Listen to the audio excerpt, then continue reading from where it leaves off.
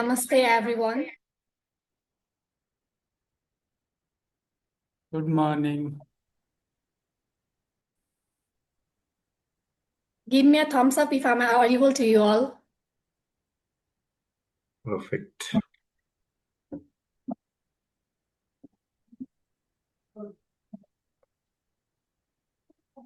It's my great pleasure to welcome you all to today's side event on the theme Adopting Ambitions, Climate Change, Education and Career Future for Youth in Global South.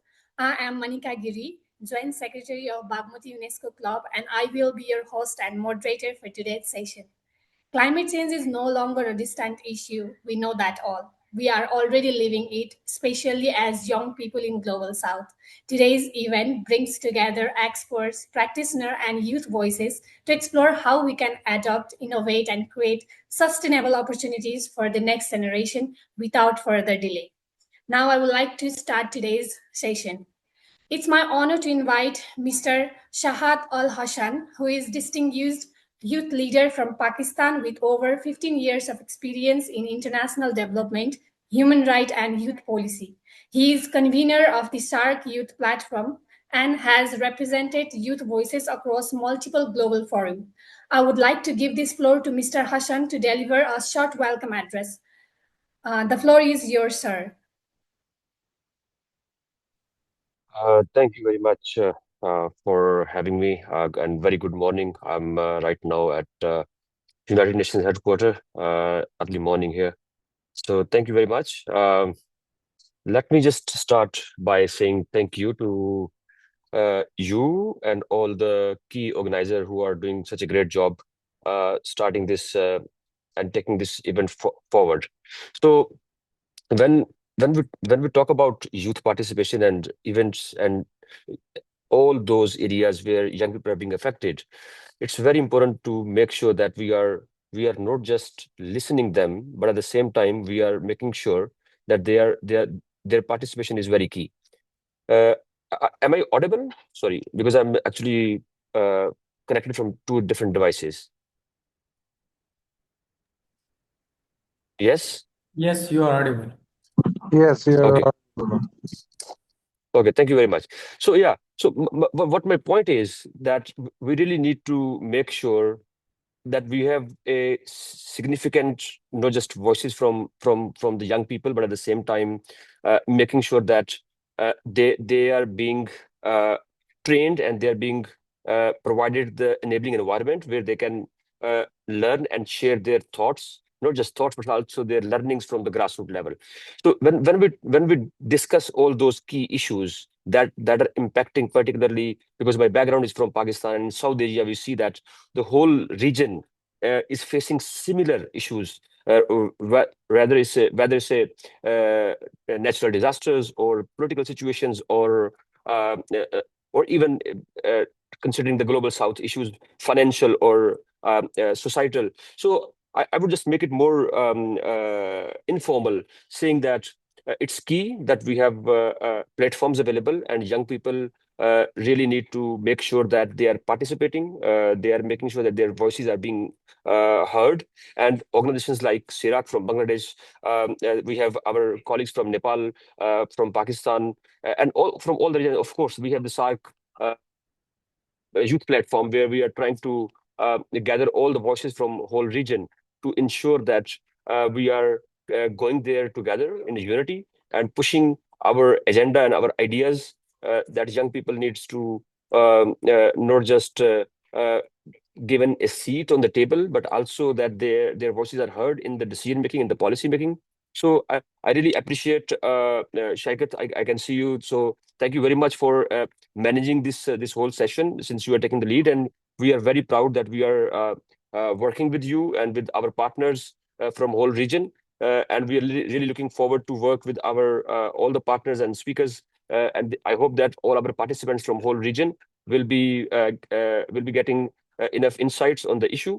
And definitely we will take these recommendations and thoughts forward, since we will be having right after this session, there will be a session on Asia and Pacific under the ECOSOC Youth Forum, which I will be moderating. So I will definitely talk about this session and the insights that will be coming out from here. So I wish you all the best. And again, thank you very much to all our partners. And we hope that we will be working more significantly and more collaboratively in near future as we have always been doing. So thank you very much, everybody, and welcome to the session. Thank you. Thank you so much, Mr. Hassan, for that insightful and inspiring speech. So now moving forward, we have a presentation that will deepen our understanding of today's theme. The research topic is the impact of climate change on Nepalese youth in agriculture. I would like to invite Ms. Sonika Paudel. Ms. Paudel is a PhD scholar at Virginia Tech, whose research focuses on the impact of climate change on youth career pathways in Nepal. She has also contributed to global youth engagement in disaster risk reduction and climate action. You have 15 minutes for your presentation. The floor is yours, Ms. Sonika. Thank you so much. I would like to share my screen if possible. Right.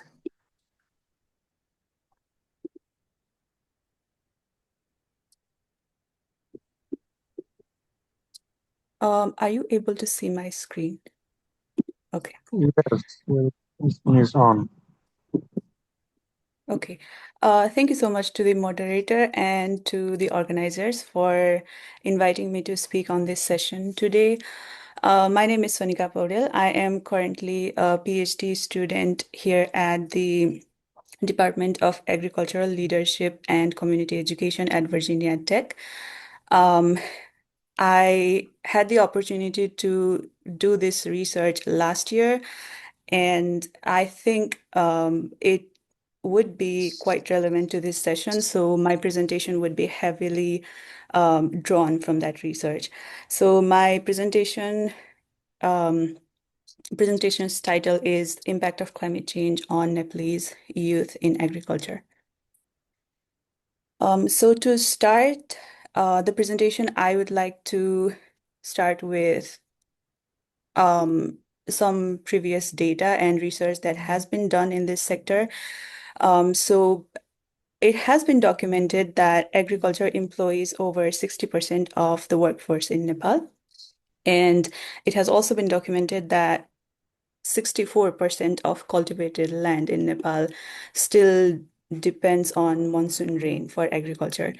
And in 2024, there were a series of flash floods and landslides that occurred in the month of September only, which caused losses of around 6 billion Nepali rupees. So I think these data give us a broad idea of how climate change might be impacting the agricultural sector in Nepal. And I chose youth as my population because they are uniquely vulnerable to the impact of climate change because of their transitional stage in their lives. And it has been documented that when agriculture becomes less viable, many youth have to migrate from rural areas to the urban areas in search of work, also from Nepal to abroad, which has been causing youth drain in agricultural sector. And UNICEF also reports that because of this displacement and loss of livelihoods caused by climate change, it causes mental health issues in youth, including depression and anxiety.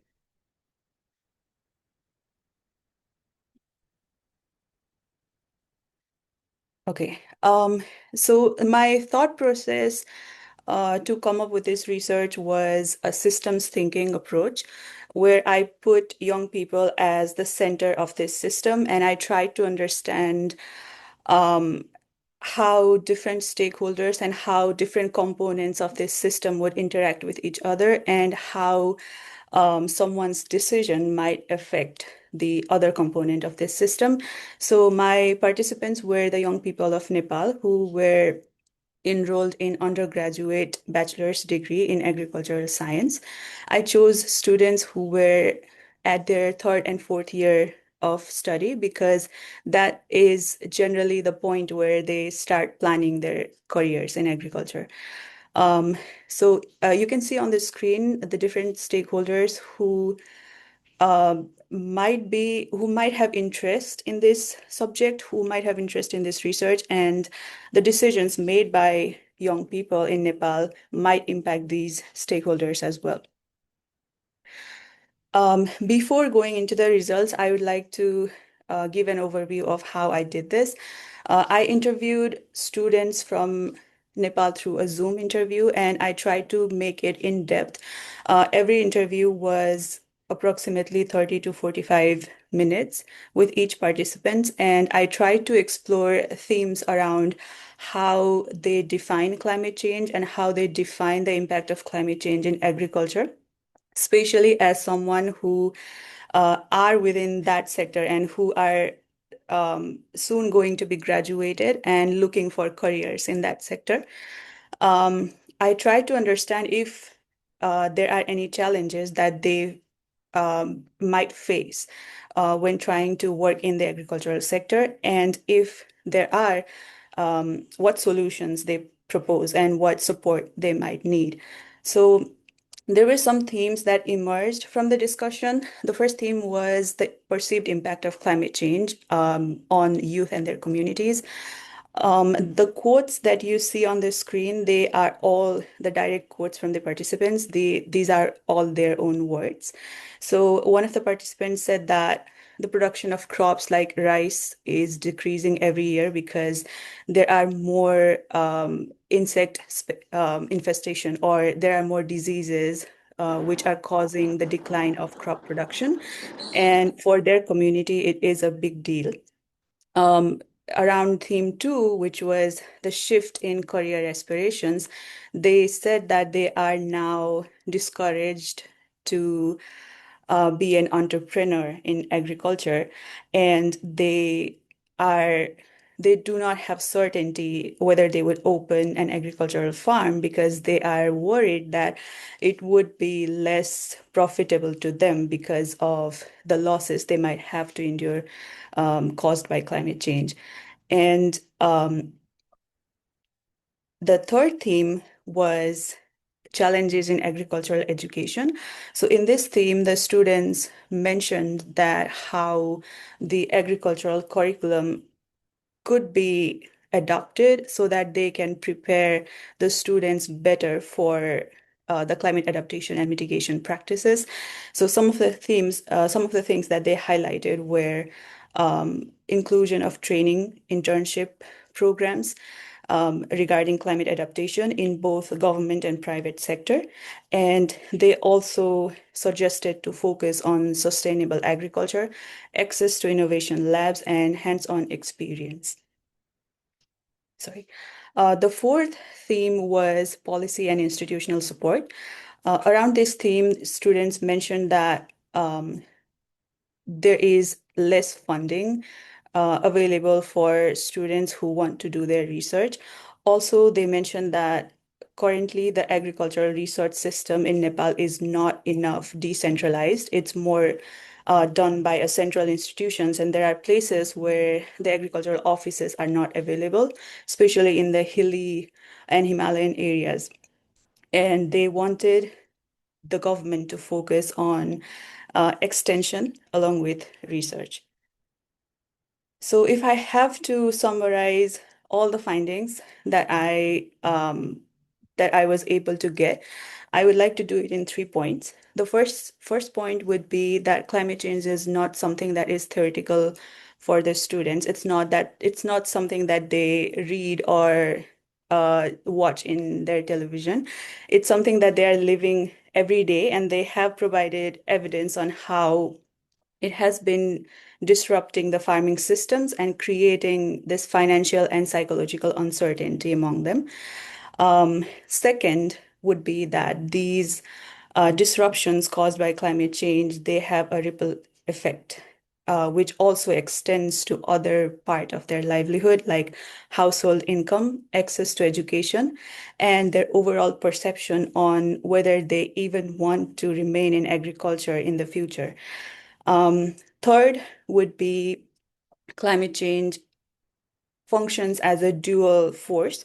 It's like a double-edged sword. On one hand, it has been creating barriers to traditional farming careers.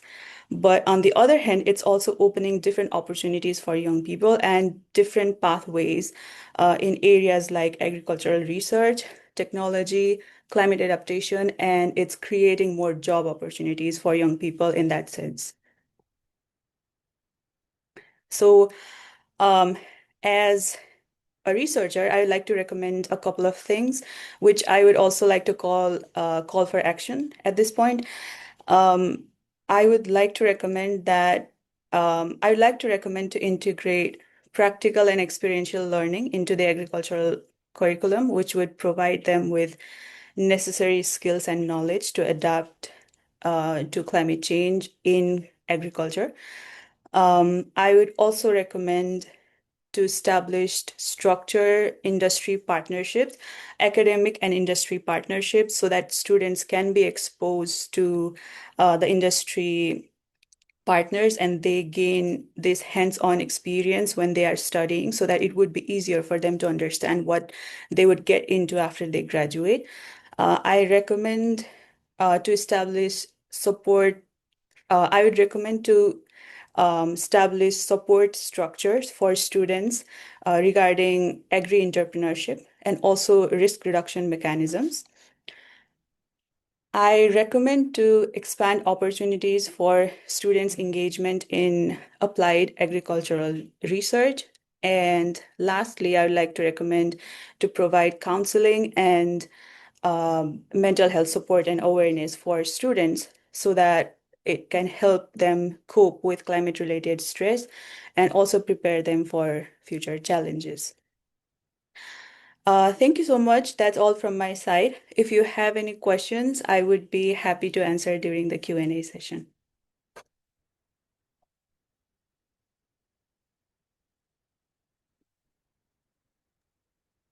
Thank you. Thank you so much, Ms. Sonika, for that informative and thought-provoking presentation. And like how climate change has impacted in dailies of Nepalese people, it has clearly highlighted the urgency of the issues and the need for a collaborative solution. So thank you so much. So if you have any queries, you can drop down in chat box also, or you can raise your hand. We will be taking 1 or 2 questions.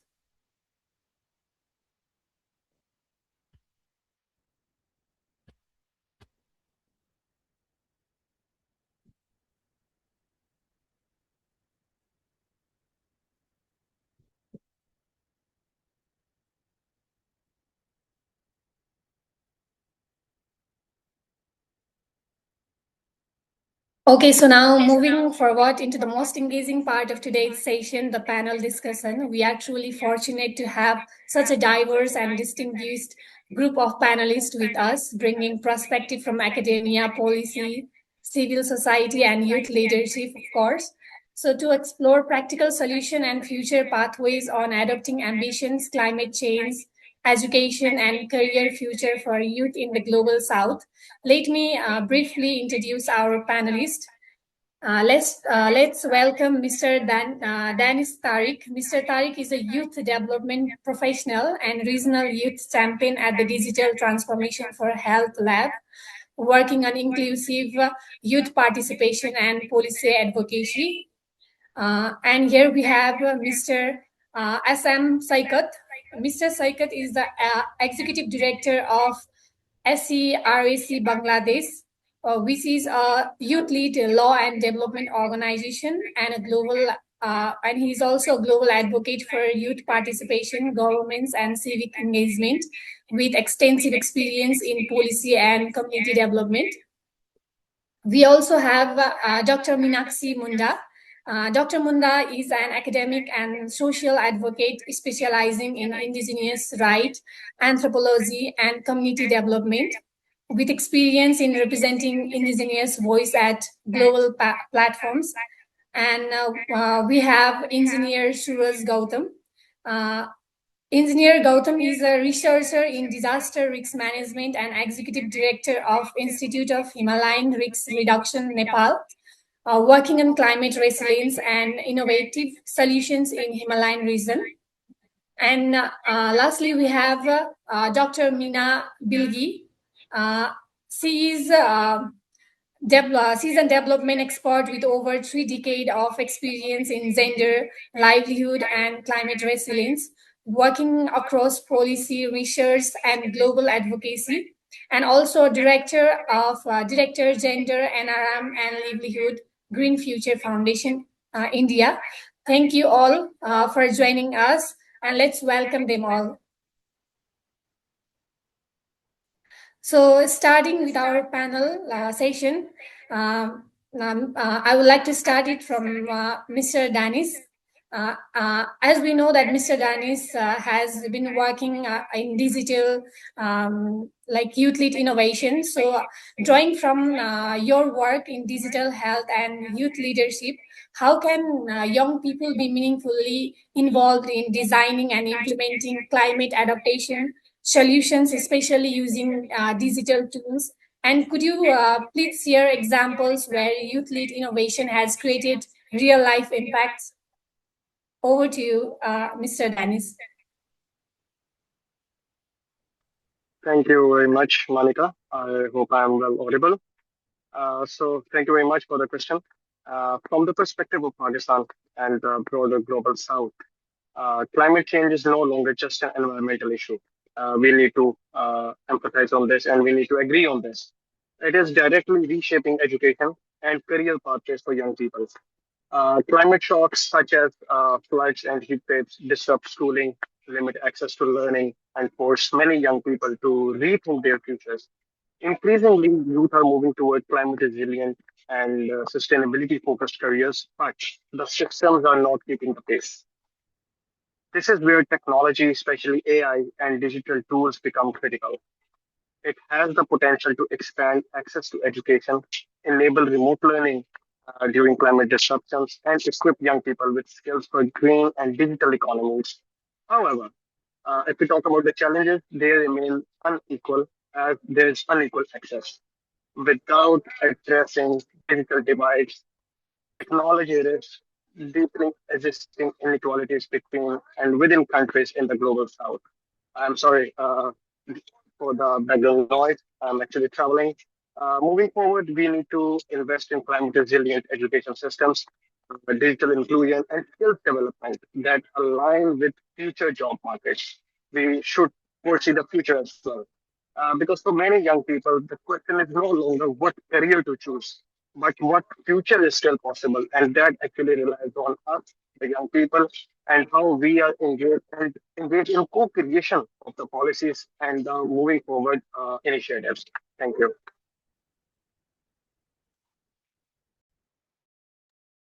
Thank you so much, Danis. So that's very powerful. And now, building on that, I would like to turn to Mr. Shaikat. Like from a development and policy perspective, what practical intervention should government and organization prioritize, like to strengthen youth resilience to climate change, particularly in ensuring access to, like perhaps education and sustainable career pathways? Over to you. Thank you so much, Manika, for your nice moderation, and thanks to my colleagues Danish and Prasad, in leading up to this event, and other colleagues as well. So I think I would like to begin with a very small but urgent reality we witness every day in the global South. To respond to your question, I think that for millions of young people, climate change is no longer a future risk. It is a present disruption for their education, livelihood, and aspirations. So in Bangladesh, we see this reality unfold in a very concrete way. A student preparing for exams may suddenly find their school submerged due to flood. A classroom may turn into a cyclone shelter overnight. Prolonged heat waves in the cities make learning physically unbearable, especially if you consider for those who are in urban informal settlements. So these are not isolated incidents. According to the UNICEF climate reports, the children and young people are among the most affected by climate-related disruptions, particularly in education systems and basic services. Similarly, the IPCC reports that the climate impacts are already reducing learning outcomes, increasing dropout rates, and deepening the inequality in vulnerable regions. But beyond disrupted schooling, there is a deeper crisis emerging, which is the reshaping of youth futures. When livelihoods are destroyed by climate shocks, when agricultural systems become unpredictable, and when urban migration accelerates due to environmental stress, young people are increasingly forced to ask, what will my future look like in a changing climate? So at SERAC Bangladesh, through in vulnerable communities, we have seen that climate change does not only destroy infrastructure, it also erodes confidence in the future. Yet we have also seen something equally powerful, that young people are not passive victims only. They are emerging as leaders of resilience and innovation. Through urban youth councils in the cities of Bangladesh, young people are actively contributing to local governance and climate resilience. For example, one of the urban youth councils in Rajshahi is supporting the inclusion of informal waste pickers in Rajshahi waste management systems through mapping, recognition, and safer work conditions. While our another initiative, Youth Connect, is also promoting green entrepreneurship among youth in northern Bangladesh through skills, mentorship, and policy engagement, demonstrating how youth-led approaches can drive inclusive and scalable solutions. I think from a global perspective, this is not a localized issue. It is a systematic one. The UNESCO Climate and Education Framework highlights that climate shocks are increasingly causing learning losses, as I just mentioned in the previous segment. But again, the ILO reports that if there is a transition to a green economy, it could generate millions of new jobs globally, offering a critical opportunity to align climate action through youth employment and skills development. But this dual reality disruption and opportunity actually defines the challenge before us more clear. So what must we do? I think there are three proposals for consideration I could place here. The first one, we must transform education systems into climate resilient and future-ready systems. Education must go beyond traditional learning to include climate literacy, disaster risk reduction, and green skills. Learning must also be flexible enough to continue during climate emergencies, ensuring that no child's education is permanently interrupted by the disaster. The second one, which is we must invest in green and inclusive economies. The transition to a renewable energy, sustainable agriculture, and climate resilient infrastructure must be intentionally linked with youth employment strategies, because climate action must be understood not only as environmental protection, but as one of the largest opportunities for job creation in this generation. Third, and the last, we must institutionalize meaningful youth participation. Youth engagement cannot remain symbolic. It must be structured, funded, and embedded within decision-making systems. Young people must not only be consulted, they must be co-designers of the solutions. Just to close, cross-sector collaboration is very essential to achieving this transformation.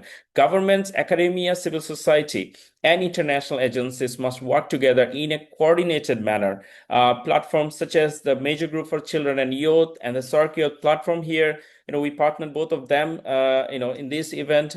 They demonstrate how youth-led coordination can bridge global policy with local actions. I think thanks to all the partners and all the colleagues listening to, and the participants as well. Thank you. Over to you, Monica. Thank you, sir. Thank you, Mr. Saikat. That's very insightful. Thank you for highlighting the needs of cross-sector collaboration and importance of youth engagement. That's very insightful. Thank you so much. Now, moving to our Dr. Meenakshi Munda, you are from an anthropological and academic background as well. So from an anthropological and academic perspective, how can higher education institute integrate local and indigenous knowledge into climate adaptation strategies while also supporting youth education and livelihood in the global south? Over to you, ma'am. Thank you, Monica. Am I audible? Yes, ma'am. Hello. Thank you so much. Johar, good evening, everyone, and thank you for your question, Monica. And just now, Sonika Paudel, Danish, and Saikat, three of them mentioned that climate change is no longer a future threat, and it is a present reality, especially in global south for millions of young people. It is not just an environmental issue, but a force of shaping their education, livelihood, and life choices. So in case of region like Asia, Africa, and Latin America, young people experiencing climate change in a very real ways through crop failure, flood, heat waves, displacement. These disruptions affect whether they can attend school, what skill they learn, what feature they imagine for themselves. And the education system, however, are still catching up. I mean, to say that while climate change is often included in textbook, it remains largely theoretical so far now. There is a limited focus on practical skills such as sustainable agriculture, renewable energy, and climate adaptation strategies. As a result, there is still a gap between what students learn and the realities they face. And at the same time, what we are witnessing a shift in youth aspiration. Many young people are moving away from traditional livelihood that are no longer reliable. What Sonika also mentioned in her research, there is a growing interest in what we call green job, just now mentioned, and careers in renewable energy, environmental management, sustainable development. But access to these opportunities remain unequal, especially for rural and marginalized youth. And climate change also deepens existing inequalities among young women, for instance, are more likely to drop out. In case of India, we see more cases like that out of school during climate stress and have less access to skill development. And similarly, indigenous and tribal communities, despite having rich ecological knowledge, are often excluded from formal education and policy discussions. So, what needs to be done? Like for recommendation, I would like to say the first, education system must move beyond awareness to action. Climate education should be practical, skill based, and linked to real career opportunities.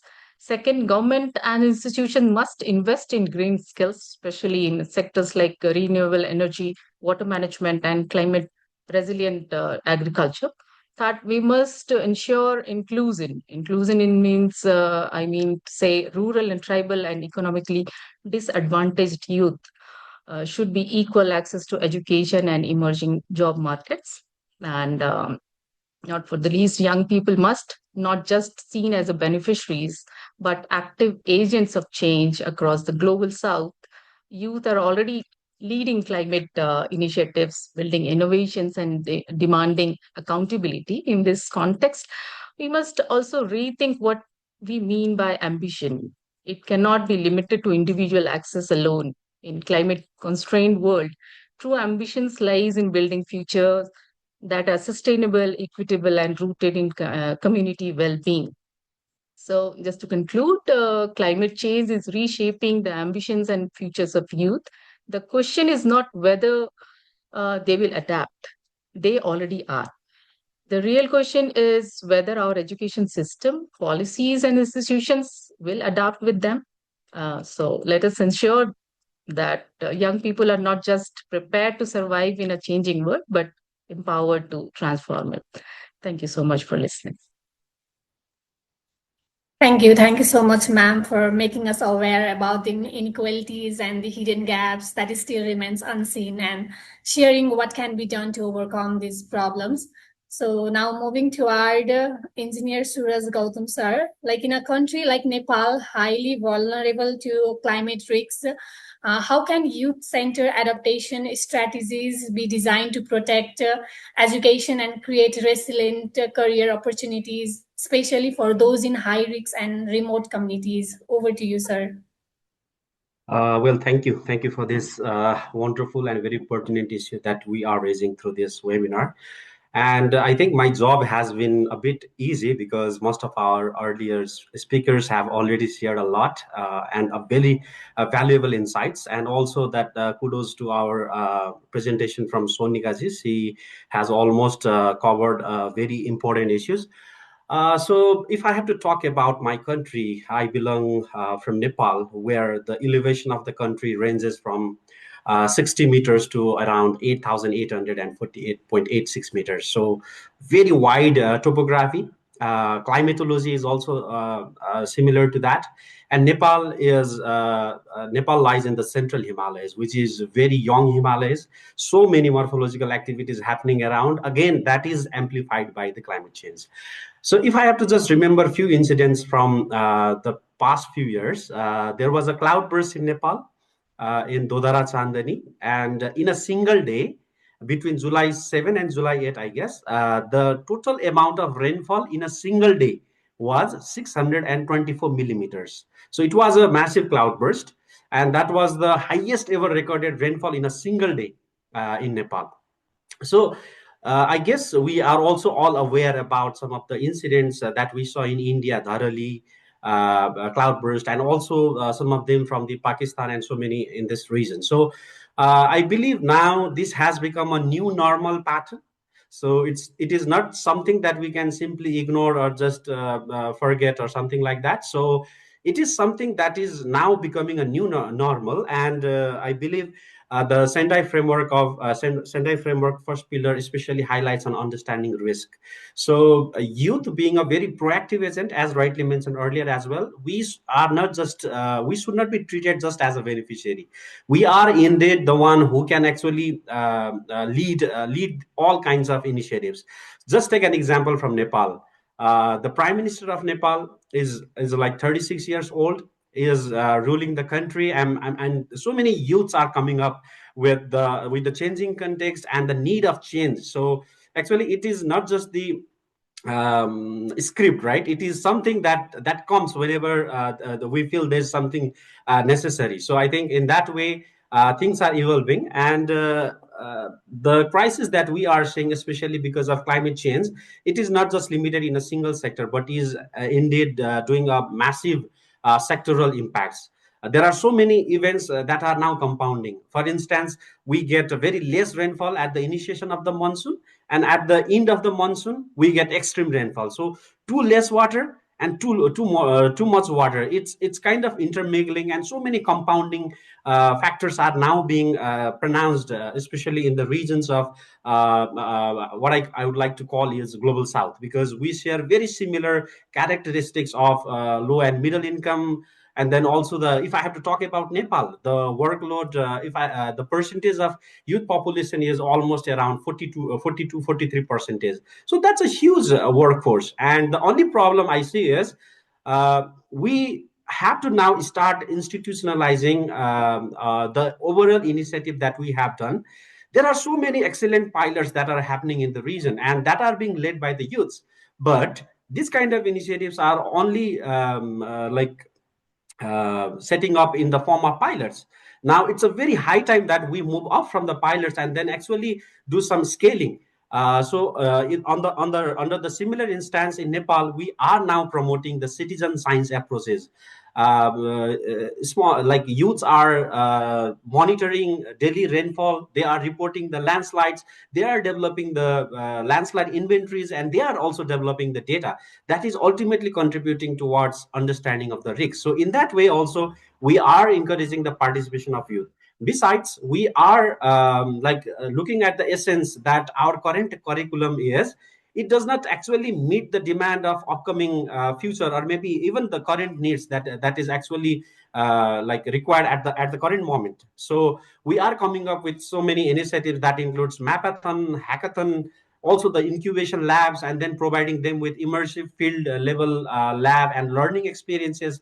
And I believe if we start engaging our youth, especially in co-designing a problem to a very complex solution, and then also involving them in such very interactive environment, and I believe such kind of fellowships, or maybe the incubation grants, and maybe the learnings from the global south, because we face and we also experience similar kind of problems. So I think the sharing among the cross regions and also the learnings that we generate from a region needs to be actually scaled, and that is something I guess is like missing at the moment, and this is somewhere we should start working on. And we are now seeing youths in different policy level.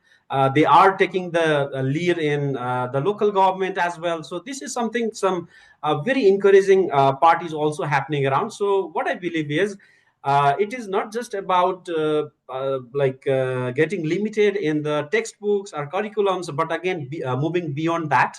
And Global South does not actually need any kind of saving. We require a lot of investment in the young innovators, and the young innovators actually deserves a lot of opportunities, and that is something I think this today webinar is also going to promote. And I believe the amount of collaboration that we envision and that we do in the coming days will actually be an agent of change, and we will be able to cope up with the different level of impacts of climate change. And this is something that I already mentioned is inevitable. We cannot just like ignore or maybe just leave it. So we have to deal with it. We have to develop very local solutions. There are, like, we need to find a balance between green and gray solutions. Nature-based solutions is evolving, and also different types of structural and non-structural solutions are there. So we have to come up with all these kind of solutions and then also adapt with the changing scenarios. And provided with the ample number of opportunities, I guess the future will be bright. And we, as a promoter of such initiatives, under different hats, we carry hats of SAARC platform. There's another UNESCO platforms, and so many other platforms are there. So let's make this kind of platforms very interactive, and make our activities very impactful. Collect data and make data speak, and also convert data into action. And I always say we must promote innovations and evidences in evidence-based decision-making approaches. So I think that is the key solution. And maybe with this, I would like to end my words for now. Would be happy to hear any further regarding your queries. Thank you. Thank you. Thank you so much, sir. That's really important perspective about the need of climate, need of change in curriculum, adaptation of the approaches, like engaging youths, need of investment, finding balance, like to cope up with the crisis we are facing in Global South, especially in Nepal. So that's very insightful. Thank you so much, sir. So now moving toward Dr. Meena Bilgi, like from your work in gender, natural resources management, and livelihood, what innovative cross-sector collaboration can ensure inclusive and sustainable future for youth, like especially young women, in the face of climate change? Over to you, ma'am.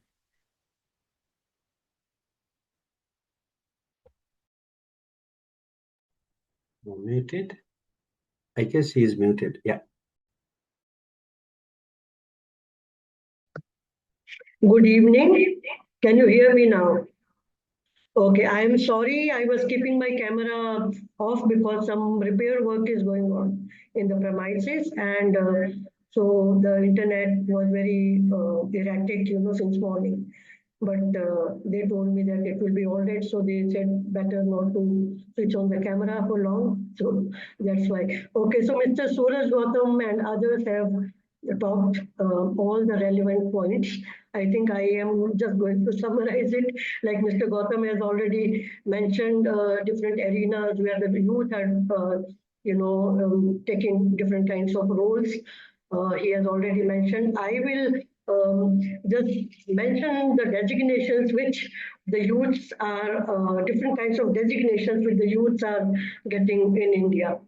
I'll come back to that later on, but as you all know that India is a very, very big country, and we keep on hearing about floods in some places, heat waves, droughts, crop failures, and so on. So climate is impacting each state, each district, each block, each rural and urban area in a very, very different way.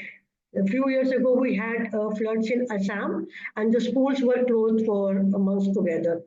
There was a loss in the property, The students were not coming to the schools because everything was disrupted in the school and so on. And once the students are not coming back to the school because the schools are closed, then it impacts a lot on the girls, because when the school opens, the boys will still come to the school, but the girls, it becomes very difficult to bring the girls back for mainstream education. So different NGOs are working very hard to bringing back the girls, because once they go back, they get into household works. They fetch water, they take care of the children and so on. We all know that. And crop failure because of the drought, the children they don't get enough food, so there is malnutrition, there is a lack of cognitive development among the children, and so on. And I live in Ahmedabad, and even today the temperature is like 40, 41 degrees, and sometimes it gets 45. Last year in Kanpur or somewhere we had 51 degrees and so on. So heat waves are really killing our children. And the schools has to reduce the number of hours of teaching. So it also impacts, they are not able to complete the syllabus and so on. There are issues of dehydration. Not all schools have ACs or even fans. So it becomes very difficult for the children to really concentrate on education. And these are the problems I think most of our countries like us are facing in different parts of South Asia and so on. Now, these are the problems, and our government has said, the Niti Aayog or the Planning Commission, that by 2020, India aims for 50% of energy from renewables and net zero by 2070. Niti Aayog, the Planning Commission, it used to be called Planning Commission before, projects for 50 million jobs by 2070 from green transition. And as Mr. Gautam and others have already mentioned, that youth are getting into different spaces. I'll just read out some of the designations, some of the positions which are advertised, and the youth are getting into those positions. So we have the circular economic managers, we have carbon footprints analysts, decarbonization experts. There's a lot of migration from the rural to the urban areas because a lot of construction is going on. So there is a huge skill gaps. And as part of the corporate social responsibilities, I'm also working with some companies. They have opened up entrepreneurship centers. And our government is also giving a lot of emphasis on startups, which are related to renewable energy or climate smart agriculture. I am a part of the National Coalition on Natural Farming. And in India, we are working in several states, and we are trying to ensure that people are shifting from chemical fertilizers to natural farming. And there are also lots and lots of, especially girls, are coming for climate smart agriculture, for water conservation, into the area of community health. A lot of youth, they are becoming climate communication experts. I also teach in several academic institutions as visiting scholars, and the students, they want to get into advocacy. So we have these climate ambassadors, and we have life cycle assessment professionals, we have sustainability managers, there are many engineers and technical persons in the renewable energy arena. Then in order greening skills, that is another area where a lot of young people want to first become trainers, master trainers, and then they want to train other youth in different kinds of skills which are relevant to natural farming, which are relevant to climate smart agriculture, which is relevant to solar energy, wind energy, and so on. So these are different types of roles which the youth are taking, and but we have to go a very long way forward because still, we all know that climate. I mean, in spite of the fact that we get warnings, our warning systems are still not very good. So, a lot of youth especially from the engineering section, they want to get into the whole arena of how to make warning systems much better and so on. So we have to go a long way, but I think India is slowly progressing in this area. That's it. Thank you so much. Thank you. Thank you so much, ma'am, for sharing the situation of Global South, like especially of India, like how the climate change has impacted the young children life and even in the education, and letting us know that the investment is done in climate smart approaches. Thank you so much. So before we close, in one sentence from each of you, what is the one urgent action the world cannot afford to delay? Like if we are to secure youth futures in the face of climate change. So starting from you, ma'am. I think there is enough. I would not say, and yeah, I think there's enough knowledge. I mean, we have been discussing in every forum.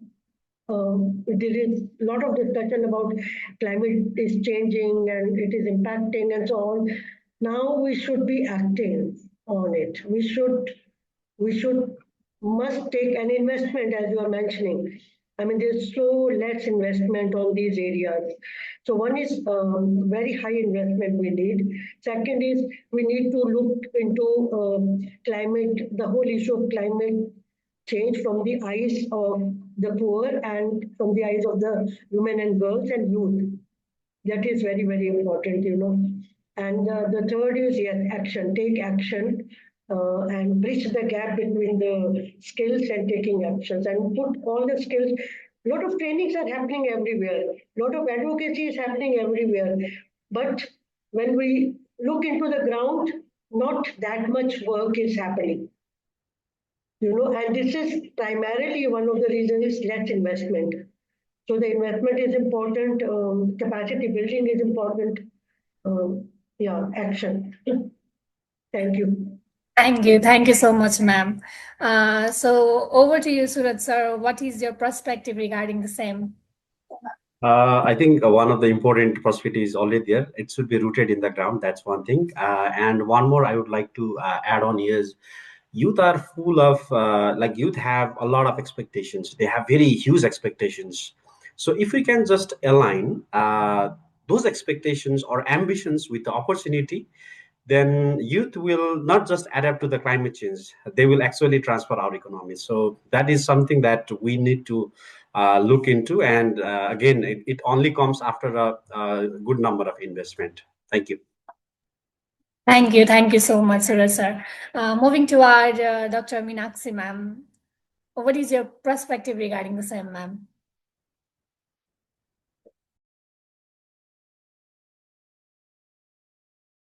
One second. I think to make this possible, education must include new technologies like AI, green energy, and sustainable agriculture, so that the youth can gain practical skills and also can gain access to meaningful jobs. Thank you. Thank you, ma'am. Over to you, Circuit sir. Sorry, I just left office, so taking time to turn camera on. Thank you. I mean, I agree to all the points that our distinguished panelists mentioned. Just to add to them and complement, because I think a just transition requires bold policies, strategic investments, and strong accountability that place young people at the center. And this is something because the government and development partners we must all ensure that climate financing creates meaningful employment and delivers measurable impact. Because the punchline, I think, from my mind and covering all the discussion, I think would be like no green transition is just without youth green jobs. And to invest in a credible invest and no investment is credible without the accountability to the young people it promises to empower. I mean, so everything when it says green jobs, green investment, investment must recognize there is a stake for young people in there. I think this is something that I wanted to highlight. Thank you. Thank you. Thank you so much, sir. Over to you, Danny, sir.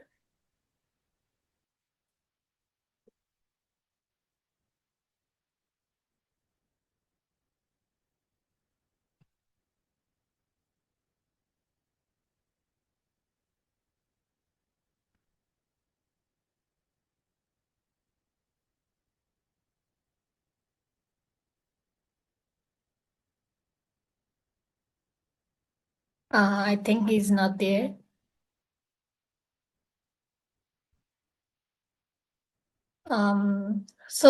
Okay, thank you to all our panelists for those insightful perspective. Like, that's really powerful message. Your perspective have truly enriched our understanding of how we can support youth in adapting to climate changes. So now, as we move into the interactive segment, here we would love to hear from our audience also. Like, if you have any questions, please feel free to raise your hands. And just a quick request to all of you that please keep your question brief and kindly mention to whom your question is directed to. Now we will be taking the questions. You may raise your hand and ask.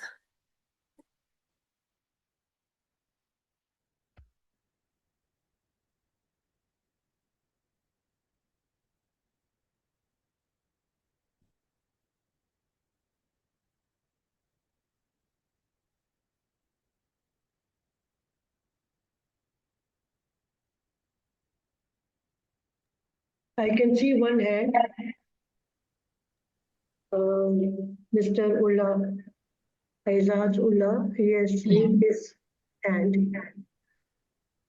Yeah, over to you. You may please ask your question and please mention to whom the Thank you so question is much. directed to.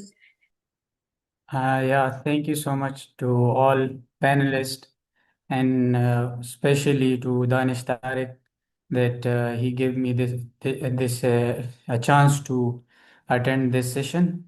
My name is Azazullah and I belongs to a very remote area of Pakistan, Sawabi. So we are running an environmental organization in the name of the Green Concepts from last 4 years, and I have actively worked under Aman Rang project with Chanan Development Association on excessive amount of tobacco cultivation here in district Sawabi, specifically Khyber Pakhtunkhwa. And recently, we have developed an IT center here in Sawabi with our local community support. And currently, we are running that IT center, under which we have worked on application development like Ledger Flow, Quick Mart, and many more website related work. So my main question is, where I want to ask now is that people here in our community want to shift their livelihoods from their hazardous crops to something that can be more, valuable and that can be, supportive to in words of climate change issues. But the main thing is, if their educated, our educated community youth, they want to work inside our IT software center. But what we actually need is the work from international. The entrepreneurs are, so there is a lack of connection between those who are providing those green jobs and us here in the remote area. So almost my question is that is there any policy or is there any roadmap for those underdeveloped areas having IT centers like this or organization like the Green Concepts that can fluently give tasks to or volunteers or internees who want to pursue those jobs. because that gap makes it very hard to convince them on the green jobs. I mean, on this area. So, is there any clear roadmap, or you have any solution like this? So, my question is man this question. Thank you so much. Thank you. Thank you so much for your questions. Since the question is related to like a policy and development perspective about the roadmaps and all, I think Mr. Saikat could reply this.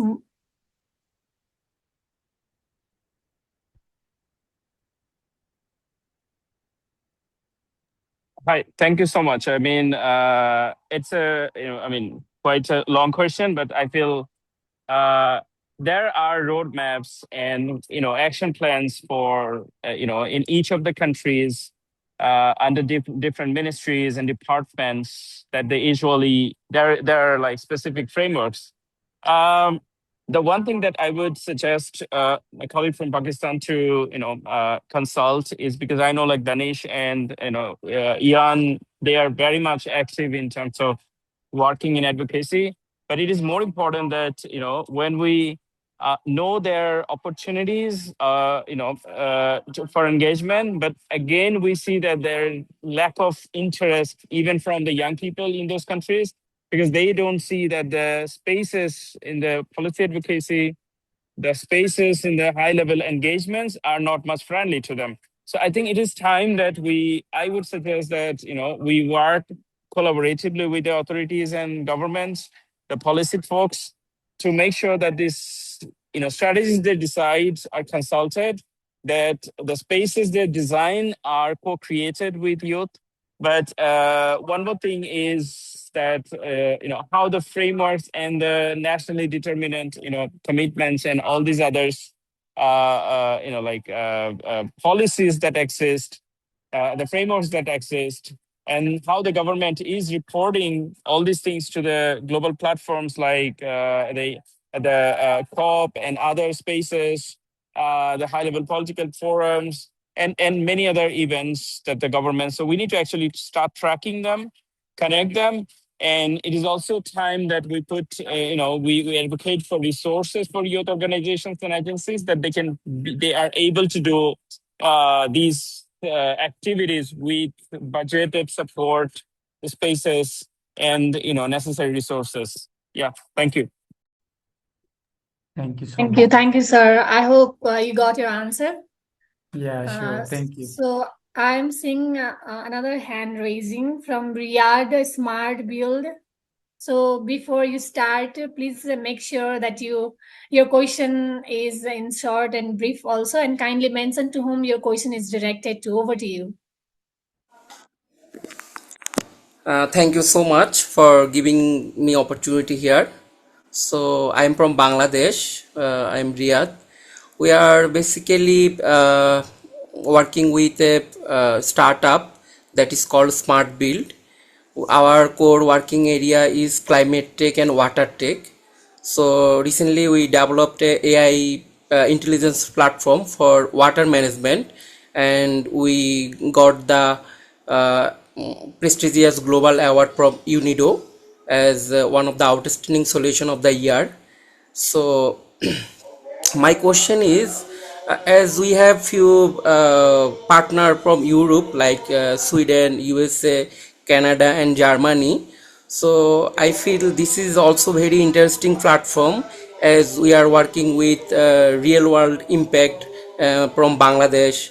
So country like Pakistan, Nepal, India or Sri Lanka, Bhutan, as if anyone want to feel interest to collaborate with us, we have a plan to start a youth program for youth who want to work in this area like green job, industrial revolution, regarding sustainability and climate. So I request you all, if anyone interested to collaborate with us, we are open to do this. And we are also working with one interesting thing, as whole world moving with AI. but no one talking about environmental impact of AI. So there is a big environmental impact in AI regarding energy and water, because for data center lots of clean water and energy required. So we are also working with this. So I request the organizer on all of you, if anyone individually or any organization want to collaborate with us, we are open to collaborate. Thank you. Thank you. Thank you so much for sharing about your project and work. And it's more about collaboration, call for collaboration rather than the question. So I think there is no need of any answers, but also we can ask Mr. Danis, as he is working in digital health and youth leadership. Can you tell about some example you have seen who are working on AI, or what can be done to make this project more successful?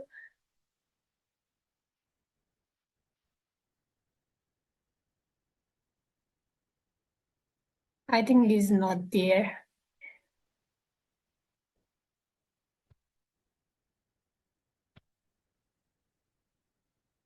Okay, so far I think all the questions has been answered.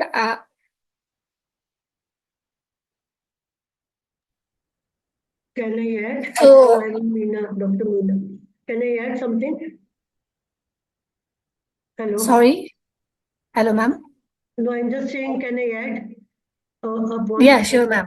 Yeah, I am saying that in India there are a lot of experiments going on.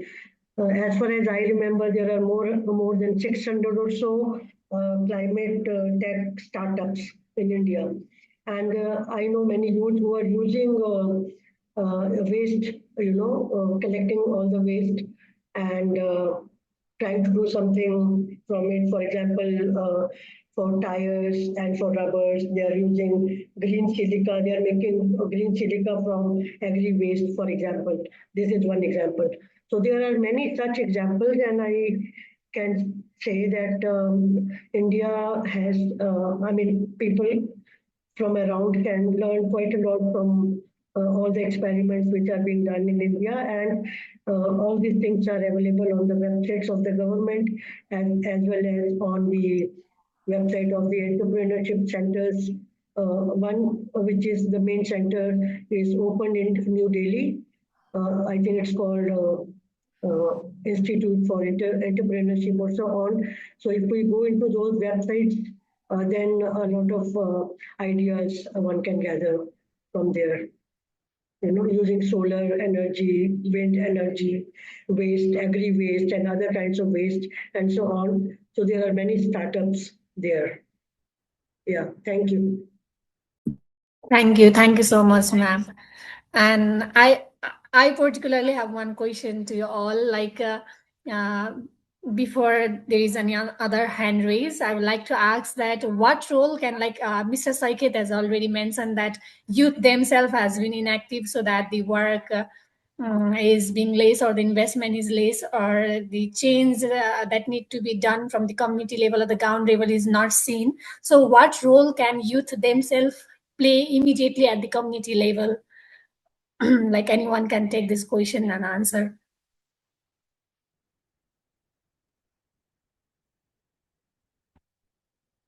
This morning I went for a walk and I saw at least 2 youth. They were collecting all the plastics from this garden. So there are many youths I see in India. They are going to different gardens. They are collecting all these plastics and they are working on management of the waste. Such kind of role, switching of the, what do you call it? Switching of lights and so on. These are a lot of things which, unfortunately, a lot of youths are not doing. When I was teaching, when I teach in the classrooms, and we do talk about climate impact and climate change and how it is impacting our lives and so on, and why it is important for us to be worried about each and every drop of water. I see that some of the youth, when they see that the water is being wasted, they are not much worried. They are more into their mobiles. and they would not switch off the lights and so on when they're leaving the class and so on. So as a professor, I said, we just discussed all this, and I will sit and see how many students are switching off the lights.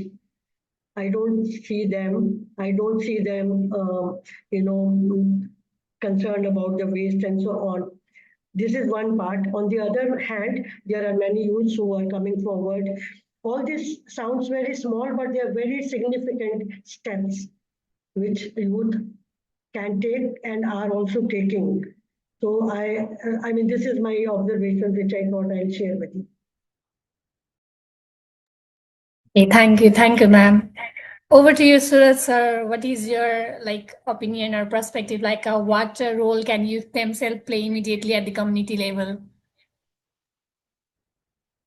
Okay, so if I have to, I already said, youth are the power force. And at this moment, I see some very positive changes also happening around. By that, what I mean is we are now promoting and also developing some enabling environment for the not just the participation. I would rather call it meaningful participation and leadership. So that is something youth can take up, especially as I said, they are very quick learners.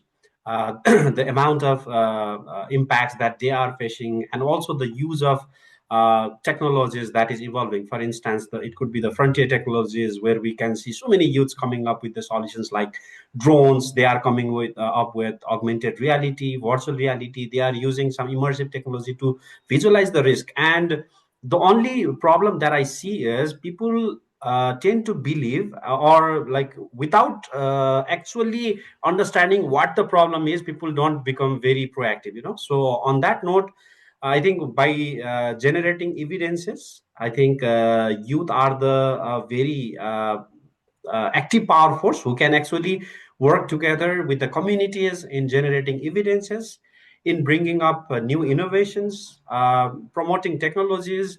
So in this way, youth can actually come up and also cope up with the existing problems.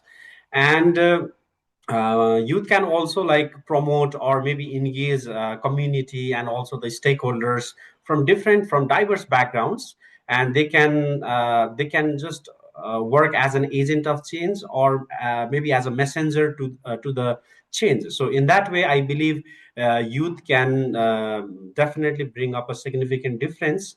And I also see some very good strategies about the mainstreaming of such kind of evidences, or maybe if we can actually generate evidence, then that will be enough for the communities to cope up and maybe practice it and implement it. So on that note, youth will be a very important catalytic agent.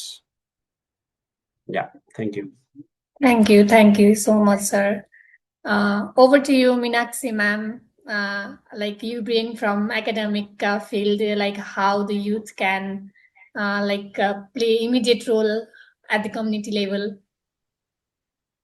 I think youth can play a powerful role in tackling climate change at the community level, often with the immediate visible impact, and in other ways like sustainable daily practices, community awareness, waste management, tree plantation and biodiversity, promoting sustainable livelihood on the top. And before moving to the waste management, blah, blah, blah things, we should also put a pressure on the government across the country to regulate plastic manufacturing. That is the must, I think, what the youth can do. Thank you. Thank you so much, ma'am. Thank you for those engaging questions and thoughtful responses. Unfortunately, due to time constraint, we will have to close this segment here. So as we conclude today's discussion, that also remind us how climate change is not just an environmental issues, but it's about education, livelihood, and the futures of young people also. The real takeaway is really clear, collaboration, innovation, and the youth leadership are not just optional, they are essential. So let us take this insight forward and turn them into the action in our own communities, and feel not only in the talk, in the real action. So, as we come toward the end of today's program, we now move to the final segment of the closing remarks and call for action. It's my pleasure to invite Ms. Yugratna Srivastava, who is also a global youth leader and organizing partner at the major group for children and youth, and actively engaged in international climate and youth policy processes. I would like to invite her to deliver her closing remarks, vote of thanks, and formally conclude today's session. Over to you, ma'am.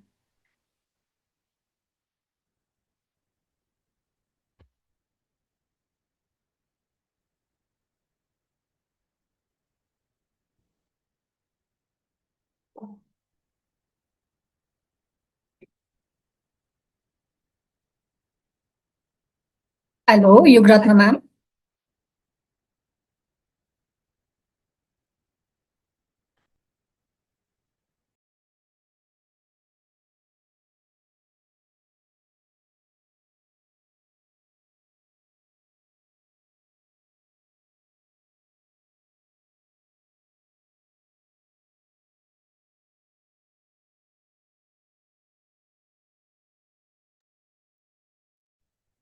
Hi, Manika, can you hear me? Yeah, ma'am. Let me see. Okay, great. You don't need to call me, ma'am. Sorry, I was with my headphones and having a bit of difficulty to unmute. Thank you so much for inviting me to do the closing remarks, and I hope I can do the event a little bit of a justice because I wasn't present in the first part of the event because we were finishing the post 2030 dialogue, which is part of the essentially, one second, which is part of the official program of the Youth Forum. It's almost ending up. So a big congratulations, first of all, to all the co-organizers and leads of this session, especially the great work done by the YFEED Foundation, the SAARC Youth Platform, Youth Advocacy Network, and the Youth Action for Sustainable and Eco Nepal, DTH-Lab, Institute for Himalayan Disaster Risk Reduction, Bagmati Club, Green Future Foundation, SERAC Bangladesh, and sorry if I missed any partner, but thank you so much for convening this side event and having such a big discussion, and also the fact that so many young people stayed through the end of the event. So I think when it comes to the issue that you have discussed, I'll say three quick points. So the first is that in the past, if you look at some of the reports that have come out, whether that's from the World Economic Forum or ILO, the major concern that has been highlighted for young people is the issue of employment. That is highest on the list of concerns that young people worldwide have. And I think when that issue is considered in context of where we are at,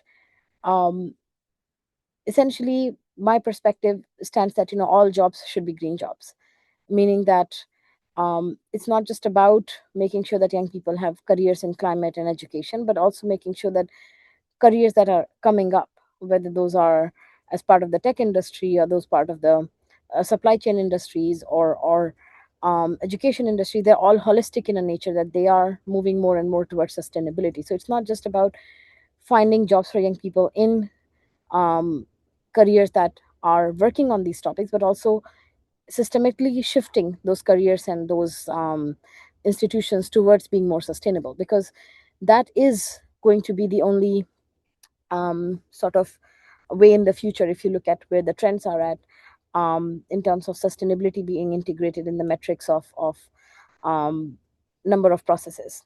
The second point I would want to raise is how this discourse is treated in the UN itself. I think early 2000s/2010s, that decade, the previous decade, saw an emerging knowledge stream on what is called as the green economy.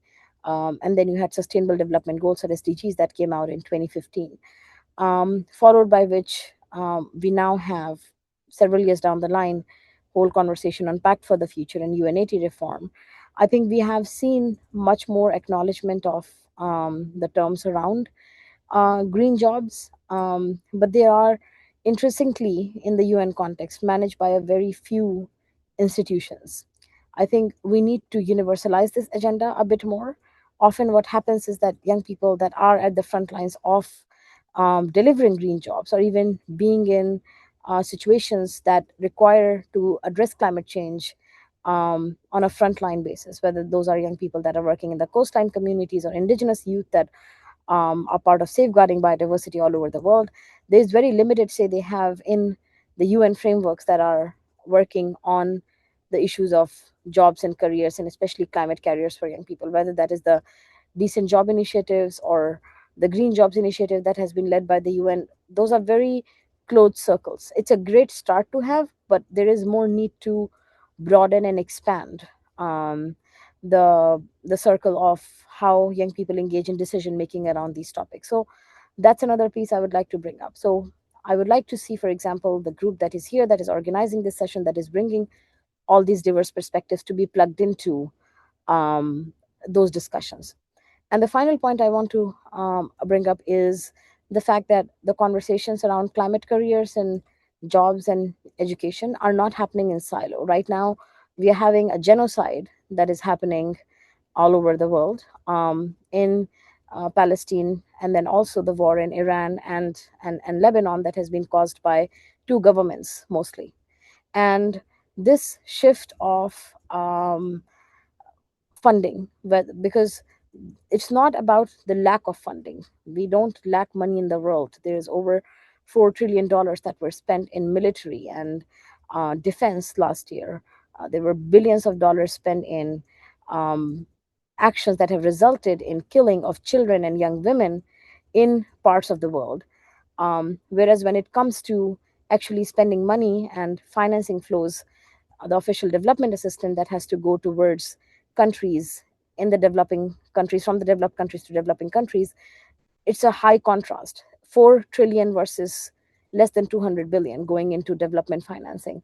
So unless those fundamental aspects are fixed, unless the issues about debt crisis, the countries being burdened with debts that are not even their own, whether that's Pakistan that got slapped with a 2 billion debt right after COVID, or Bangladesh and Nepal that are under debt, that does not allow countries to then actually invest into sustainable development or for young people or in green jobs. So basically shifting the financing away from military spending towards more holistic spending and towards sustainable development, and developing a way to address debt crisis would be very, very central in ensuring that there are conditions for climate careers or youth careers on these topics to flourish. So I'll stop here, and thank you so much for inviting me, Monica.